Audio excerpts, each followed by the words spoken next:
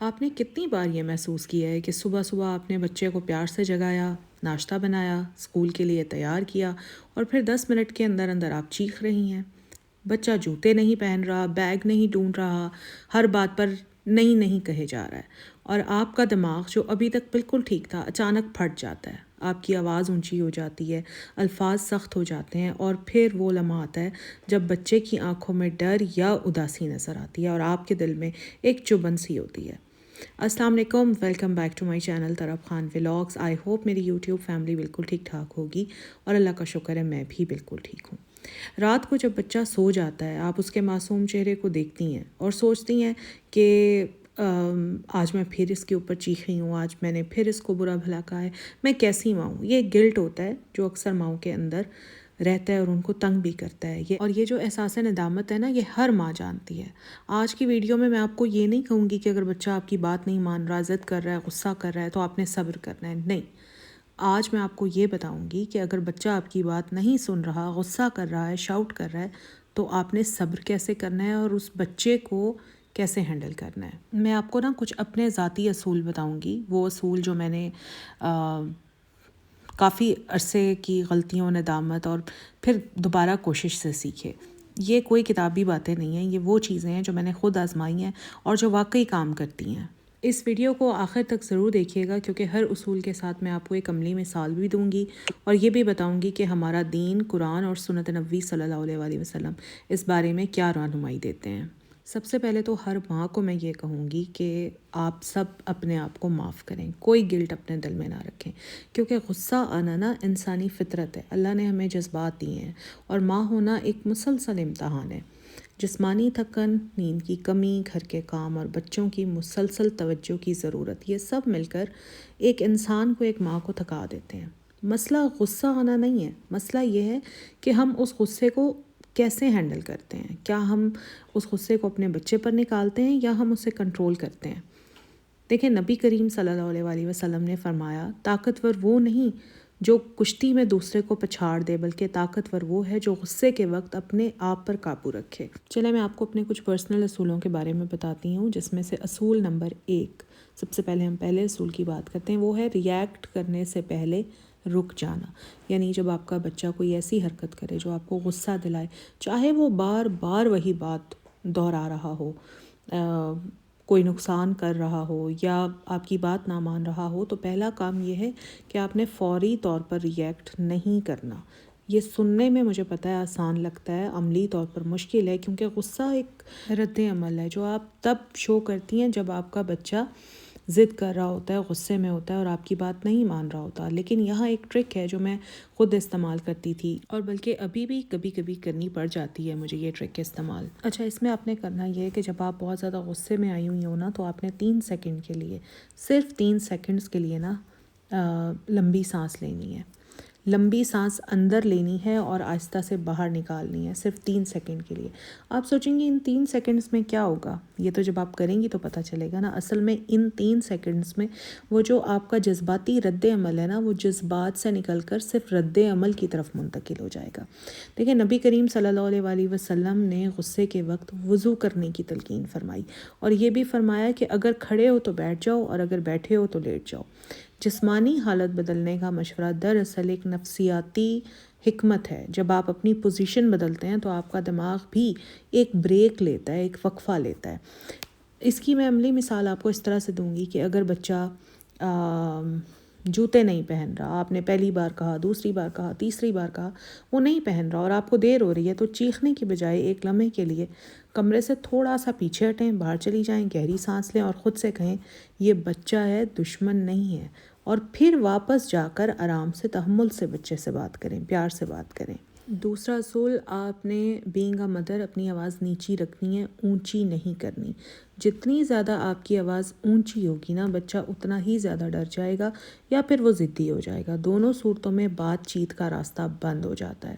میں نے خود یہ تجربہ کیا ہے کہ جب میں کوئی بات چیخ کر اپنے بچوں کو کہتی ہوں نا، تو یا تو وہ رونا شروع کر دیتے ہیں یا پھر وہ مزید ضد پر اتر آتے ہیں۔ لیکن جب میں نیچی آواز میں بات کرتی ہوں تو بچہ جو ہے نا، وہ زیادہ توجہ سے بات سنتا ہے، سائیکالوجی بھی یہی کہتی ہے کہ کم آواز زیادہ اثر رکھتی ہے، کیونکہ بچے کا دماغ کم آواز کی وجہ سے خطرے کے موڈ میں نہیں جاتا۔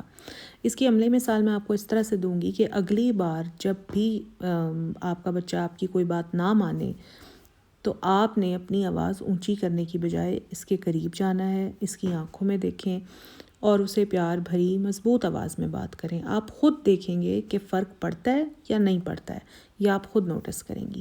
اب میں آتی ہوں اصول نمبر 3 کی طرف۔ اب اصول نمبر 3 یہ ہے کہ ہم نا اکثر بچے کے رویے کو بدتمیزی سمجھ لیتے ہیں، جبکہ حقیقت میں وہ صرف اپنی ضرورت یا احساس ظاہر کرنے کی کوشش کر رہا ہوتا ہے، مگر بچے کے پاس کبھی بھی صحیح الفاظ نہیں ہوتے۔ اب ایک 3 سال کا بچہ ہے جو زمین پر لیٹ کر چیخ رہا ہے، وہ بدتمیز نہیں ہے، وہ تھکا ہوا ہے، بھوکا ہے، یا اس کا کوئی پرابلم ہے جو وہ صحیح سے آپ کو سمجھا نہیں پا رہا۔ ایک 7 سالہ بچہ جو ہوم ورک نہیں کرنا چاہتا، وہ سست نہیں ہے، شاید وہ خوف زدہ ہے کہ اس کو وہ ہوم ورک کرنے نہیں آتا یا وہ ٹھیک سے کر نہیں پائے گا۔ جب آپ بچے کے رویے کی پیچھے کی وجہ سمجھنے کی کوشش کرتی ہیں نا، تو غصہ خود بخود کم ہو جاتا ہے، کیونکہ آپ اسے دشمنی کی بجائے مسئلے کے طور پر دیکھتی ہیں جسے آپ نے حل کرنا ہے۔ اس کی عملی مثال میں آپ کو ایسے ہی دوں گی کہ اگلی بار جب بھی بچہ ضد کرے نا، تو آپ اپنے آپ سے پوچھیں کہ کیا یہ بھوکا ہے، کیا یہ تھکا ہوا ہے، اسے کوئی ڈر ہے، کیا اسے توجہ چاہیے۔ یہ سوال جو ہے نا، یہ آپ کے ریاکشن کو نرم کر دے گا۔ اب میں آتی ہوں اصول نمبر 4 کی طرف۔ اصول نمبر 4 یہ ہے کہ بچے کو دوسروں کے سامنے، خاص طور پر مہمانوں، رشتہ داروں یا دوستوں کے سامنے ڈانٹنا اس کی سیلف رسپیکٹ کو بہت نقصان پہنچاتا ہے۔ ہم اکثر یہ سمجھتے ہیں چھوٹا بچہ ہے، اس کو کیا پتہ، نہیں، ہر بچے کی اپنی ایک سیلف رسپیکٹ ہوتی ہے، چھوٹا ہے، بڑا ہے، چاہے کسی بھی ایج کا ہے۔ جب آپ بچے کو دوسروں کے سامنے ڈانٹتی ہیں نا، تو بچے کے لیے یہ نہ صرف اس وقت شرمندگی کا باعث بنتا ہے، بلکہ بچے کے دل میں ماں کے خلاف ناراضگی بھی پیدا کرتا ہے۔ میرا اصول یہ ہے کہ پبلک پلیسز پر یا لوگوں کے سامنے بچے کو صرف آہستہ سے روکیں یا اسے تھوڑی دیر کے لیے ایک طرف لے جا کر سمجھا دیں۔ اصل بات چیت، سمجھانا یا سرزنش کرنا ہمیشہ نجی طور پر بعد میں پرسکون ماحول میں اپنے گھر میں آ کر کیا کریں۔ اس کی پریکٹیکل ایگزامپل میں آپ کو اس طرح سے دوں گی کہ اگر بچہ کسی رشتہ دار کے گھر یا آپ کے کسی دوست کے گھر بدتمیزی کرے، تو وہاں چیخنے چلانے کی بجائے اسے آہستہ سے ہاتھ پکڑ کر ایک کونے میں لے جائیں، اس کی آنکھوں میں دیکھ کر شارٹ سی بات کریں، اور پھر جب آپ گھر آ جائیں نا، تو پھر اس سے ڈیٹیل میں بات کریں۔ اصول نمبر 5 میرا یہ ہے کہ جب ہم غصے میں ہوتے ہیں تو ہم ماضی کی تمام غلطیاں بھی گنوانا شروع کر دیتے ہیں۔ مثلاً اگر ہمارے بچے نے کوئی غلطی کی تو ہم اس غلطی پر تو اس کو بولیں گے ہی بولیں گے، ساتھ میں کہیں گے تم ہمیشہ ایسے کرتے ہو، کل بھی یہی کیا تھا، تم کبھی سنتے ہی نہیں ہو، بات ہی نہیں مانتے ہو۔ تو ان سب باتوں سے نا بچہ سمجھ ہی نہیں پاتا کہ اصل میں اس کی ماں کس مسئلے کے بارے میں بات کر رہی ہے۔ میرا اصول ہمیشہ سے یہی رہا ہے کہ جو بات اس لمحے میں ہو رہی ہو نا، بس اس لمحے کی بات پر توجہ رکھنی ہے، ماضی کو موجودہ لمحے میں نہیں لانا۔ بچے نے ماضی میں کیا کچھ کیا ہے وہ ہر بار بچے کو گنوانا ضروری نہیں ہوتا۔ اس کی عملی مثال یہ ہے کہ اگر بچے نے فرض کریں آج دودھ گرا دیا، یا اگر بچے نے کسی ٹیسٹ کو مس کر دیا، کلاس مس کر دی، تو بات کو وہیں ختم کر دیں۔ دودھ گر گیا، صاف کر دیا، کلاس مس کر دی، بچے کو سمجھا دیا، بس اس بات کو وہیں ختم کر دیں، نہ کہ یہ اضافہ کریں کہ تم ہمیشہ چیزیں گراتے ہو، تم ہمیشہ اسکول بنک کرتے ہو، تم ہمیشہ ہوم ورک نہیں کرتے ہو۔ یہ چیز آپ نے اس طرح سے نہیں کرنی۔ اصول نمبر 6 یہ ہے کہ الفاظ سے زیادہ ہمیشہ لہجہ اثر رکھتا ہے۔ بچے الفاظ کا مطلب پوری طرح نہیں سمجھتے، خاص طور پر چھوٹی عمر میں، لیکن وہ لہجے کو فوراً محسوس کر لیتے ہیں۔ ایک ہی جملہ اگر نرم لہجے میں کہا جائے یا سخت لہجے میں کہا جائے، بچے پر مختلف طرح سے اثر ڈالتا ہے۔ میں نے یہ بھی سیکھا ہے اپنی لائف میں کہ جب میں کوئی ہدایت دیتی ہوں نا، مطلب اپنے دونوں بچوں میں سے کسی کو میں نے کوئی انسٹرکشن دینی ہو، تو میں اپنے لہجے پر خاص توجہ دیتی ہوں، نرم، واضح اور مضبوط، نہ کہ روتی ہوئی آواز، چیختی ہوئی آواز، بلکہ ایک کانفیڈنٹ مستحکم لہجہ ہوتا ہے۔ اس کی عملی مثال میں آپ کو اس طرح سے دوں گی کہ دیکھیں ایک ماں ہے، اس کے بچے نے کھلونے بکھرائے ہوئے ہیں، تو ایک ہوتا ہے ڈانٹ کر اور چیخ کر کہنا کہ کھلونے اٹھاؤ، اور ایک ہوتا ہے کہ بیٹا آپ کھیل چکے ہو تو پلیز اپنے یہ کھلونے آپ اکٹھے کر دو۔ دیکھیں دونوں لہجوں میں کتنا فرق ہے، تو آپ خود سوچ لیں کہ بچہ کس لہجے کو زیادہ اچھی طرح سے رسپونڈ کرے گا۔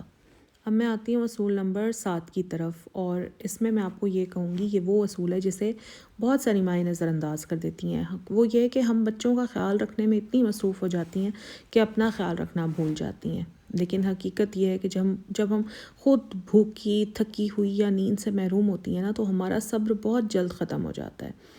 اپنی نماز وقت پر پڑھنا، تھوڑی دیر کے لیے تنہائی میں دعا کرنا، یا صرف چند منٹ سکون سے بیٹھنا، یہ چھوٹی چھوٹی چیزیں آپ کے صبر کو دوبارہ سے بھرتی ہیں۔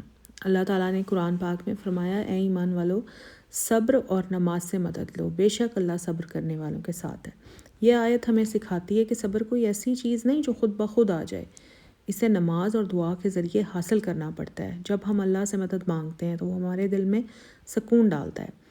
مثلاً اگر آپ محسوس کریں کہ آج آپ کا موڈ بہت چڑچڑا ہے، تو بچوں کے سونے کے بعد یا صبح جلدی اٹھ کر صرف 10 منٹ اپنے لیے نکالیں، تلاوت کریں، دعا کریں یا خاموشی سے بیٹھ کر چائے پئیں۔ یہ آپ کی اپنے اوپر انویسٹمنٹ ہے، آپ کی اپنے اوپر سرمایہ کاری ہے، اور یقین کریں یہ چھوٹی چیزیں کرنا آپ کے پورے دن کو خوشگوار بناتا ہے۔ اچھا جی، اصول نمبر 8 یہ ہے کہ جب آپ کا غصہ عروج پر ہو اور آپ محسوس کریں کہ اب برداشت ختم ہونے والی ہے، تو دل میں یہ دعا پڑھیں، اعوذ باللہ من الشیطان الرجیم، کیونکہ غصہ شیطان کی طرف سے آتا ہے اور اللہ کی پناہ مانگنا اس کے اثر کو کم کرتا ہے۔ نبی کریم صلی اللہ علیہ وسلم نے فرمایا کہ جب کسی کو غصہ آئے تو اسے چاہیے کہ وہ اعوذ باللہ پڑھے، کیونکہ غصہ شیطان کی طرف سے ہوتا ہے، اور شیطان آگ سے پیدا ہوا ہے اور آگ پانی سے بجھتی ہے، تو غصہ آنے پر وضو کر لینا چاہیے۔ میں نے خود یہ تجربہ بہت بار کیا ہے، جب بھی میں یہ پڑھتی ہوں نا اعوذ باللہ من الشیطان الرجیم، تو ایک عجیب سا سکون محسوس ہوتا ہے، جیسے کسی نے میرے اندر نا آگ پر پانی ڈال دیا ہو۔ اب اس کی عملی مثال یہ ہے کہ اگلی بار جب آپ محسوس کریں کہ غصہ حد سے بڑھ رہا ہے، تو ایک لمحے کے لیے رک جائیں، اعوذ باللہ من الشیطان الرجیم پڑھیں، اور اگر ممکن ہو نا تو وضو بھی ضرور کر لیں۔ اصول نمبر 9 کی طرف آتی ہوں کہ آپ نے بچے کو حکم دینے کی بجائے، یعنی آرڈر دینے کی بجائے آپشن دینے ہیں۔ بچے خاص طور پر جیسے وہ بڑے ہوتے ہیں تو اپنی مرضی اور آزادی چاہتے ہیں۔ جب ہم صرف ان کو آرڈر دیتے ہیں نا، حکم دیتے ہیں، تو وہ ریزسٹ کرتے ہیں، کیونکہ ہر انسان چاہے وہ چھوٹا ہی کیوں نہ ہو، آپ اپنے آپ کو دیکھ لیں، کنٹرول کیا جانا کسی کو بھی پسند نہیں ہوتا۔ میرا اصول یہ ہے کہ جہاں ممکن ہو بچے کو آپشن دیں، اس سے وہ محسوس کرتا ہے کہ اس کا بھی کچھ اختیار ہے، اور بچہ پھر زیادہ کوآپریٹ کرتا ہے آپ کے ساتھ۔ اس کی عملی مثال یہ ہے کہ جیسے جب آپ اکثر بچے کو کہتی ہیں نا کہ ابھی نہانے جاؤ، ابھی نہانے جاؤ، یہ کہنے کی بجائے آپ اس سے پوچھیں کہ بیٹا آپ پہلے کیا کرنا چاہتے ہو؟ آپ پہلے ٹوائز رکھنا چاہتے ہو؟ آپ پہلے پڑھنا چاہتے ہو؟ اپنی مرضی بتاؤ کہ آپ پہلے کیا کرنا چاہتے ہو۔ جب آپ بچے کو اس طرح سے آپشن دیں گے نا، تو بچہ خود آپ کو بتائے گا کہ وہ کیا کرنا چاہتا ہے، بلکہ بتائے گا نہیں، وہ آپ کو کر کے بھی دکھائے گا۔ یہ چھوٹی سی تبدیلی بچے کو یہ احساس دلاتی ہے کہ وہ فیصلہ کر رہا ہے، نہ کہ اسے کسی کام کرنے پر مجبور کیا جا رہا ہے۔ اصول نمبر 10 یہ ہے، اور میرا خیال ہے کہ یہ سب سے اہم اصول بھی ہے، اگر آپ سے غلطی سے چیخ نکل جائے یا کوئی سخت بات نکل جائے، تو اسے چھپانے یا نظر انداز کرنے کی بجائے بچے سے معافی مانگیں۔ یعنی کہ اگر آپ کو لگتا ہے کہ آپ بچے پر چیخ پڑی ہیں اور آپ کو گلٹ ہو رہا ہے، آپ کو پتہ ہے کہ آپ ناجائز اس کے اوپر چیخی ہیں، تو بچے سے فوراً سوری کر لیں۔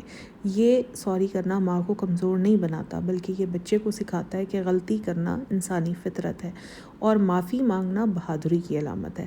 جب آپ اپنے بچے سے معافی مانگتی ہیں نا، تو آپ کو آپ اپنے بچے کو قیمتی سبق بھی سکھا رہی ہوتی ہیں، جو وہ زندگی بھر یاد رکھے گا۔